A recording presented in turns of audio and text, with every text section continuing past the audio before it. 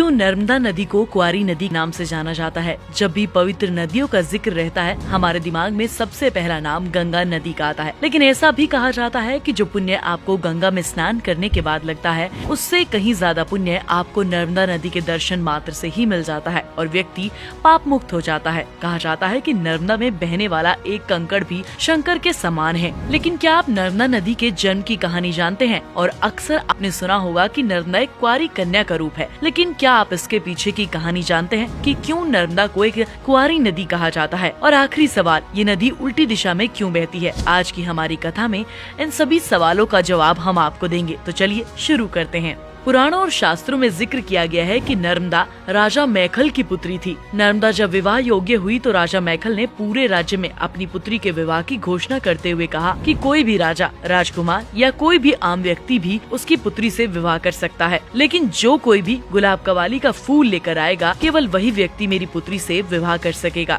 यदि आप गुलाब कवाली के बारे में नहीं जानते हैं तो आपको बता दें, ये एक ऐसा पुष्प है जो साल में सिर्फ एक ही बार खिलता है और दुनिया के कुछ ही हिस्सों में ये फूल खिलता है। ये पुष्प एक तरह का भ्रम भी पैदा करता है, जिस वजह से लोगों को यह फूल किसी कमल के फूल जैसा दिखता है और लोग इसे ब्रह्म मैकल समझ लेते हैं। यह पुष्प आज भी पृथ्वी पर मौजूद है और विज्ञान की मदद से आज यह पुष्प दुनिया के कई हिस्सों में मिल जाता है। चलिए वापस हमारी कथा पर आते हैं। जैसा कि हमने बताया कि इस पुष्प को लेकर आना बहुत मुश्किल काम था, जिस वजह से बड़े बड़े राजकुमार ये पुष्प लाने में नाकाम रहे। लेकिन कुछ ही समय पश्चात सोनभद्र नामक राजा ने राजा मैखल की शर्त पूरी कर दी और जब गुलाब कवली का पुष्प लाकर राजा को दे दिया, उसके पश्चात नर्मदा और राजा सोनभद्र का विवाह तय कर दिया गया। नर्मदा को इस बारे में पता लगा कि उनका विवाह सोनभद्र नामक राजकुमार से तय किया गया है, जिसके पश्चात नर्मदा की इच्छा हुई कि वह एक बार सोनभद्र को देखे, लेकिन रिवाज के अनुसार वो पहले से ही राजकुमार से नहीं मिल सकती थी। लेकिन राजकुमारी नर्मदा राजकुमार को बस एक बार देखना चाहती थी, जिसके पश्चात एक दिन राजकुमारी ने अपनी सखी जुहीला को राजकुमार के पास ये संदेश देकर भेजा कि राजकुमारी उनसे मिलना चाहती है। संदेश लेकर जुहीला महल से निकल गई, लेकिन फिर कभी वापस नहीं आई। ये देखते ही राजकुमारी नर्मदा बहुत दुखी हुई और क्रोधित भी। क्रोधवश होकर राजकुमारी ने कहते हुए